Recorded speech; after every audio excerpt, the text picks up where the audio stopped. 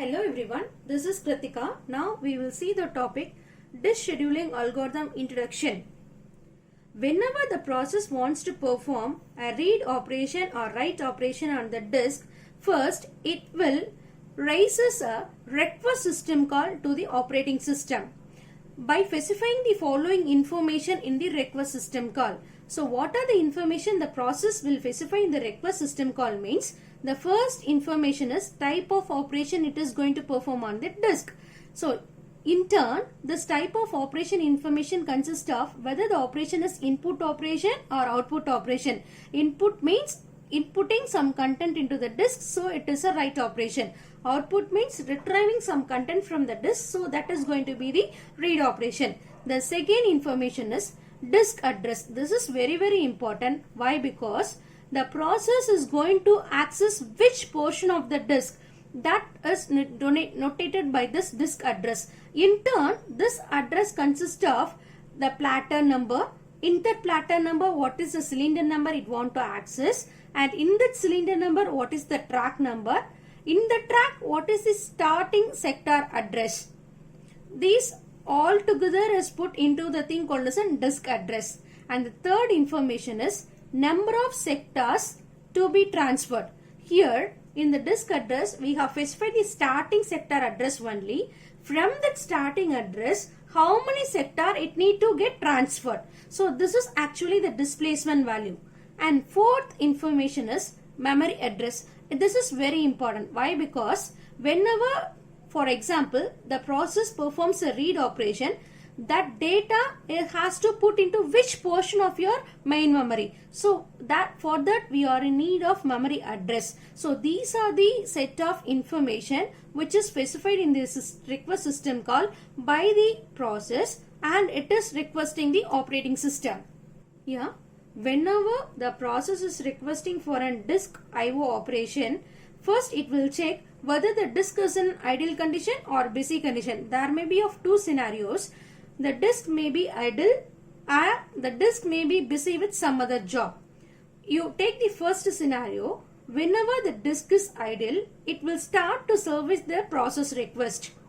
So how it will start to service? First it has to receive the disk address from the process. For example, you consider this is the disk address where the process wants to perform an operation. Consider this example. The disk address is platter number 5, cylinder number 3. In that, the track number 2. In that, the sector number is 13. This is a starting sector. First and foremost thing, what this magnetic disk drive has to do in the sense, it has to move the disk arm which is holding the read-write head to the desired disk address specified. First, it has to move to the platter number 5. In that platter, it has to move to the cylinder number 3. So the time taken to move the disk arm holding the read-write head to the desired cylinder number is going to be called as a seek time, or this is also called as a seek distance. Yes, now the read-write head is moved to the desired cylinder number. After that, we have to start the operation when I am reaching the sector number 13. Now the sector number 13 has to rotate under this read-write head. So the time taken by the sector number 13 to rotate and come to the position under the read-write head is rotational latency time. So in order to speed up the operation, we want to minimize this seek time and we want to minimize this rotational latency time, then only the actual service starts. Now you consider the second scenario. If the disk is busy with some other request or with some other operation, now the process is coming, has to be wait in a queue.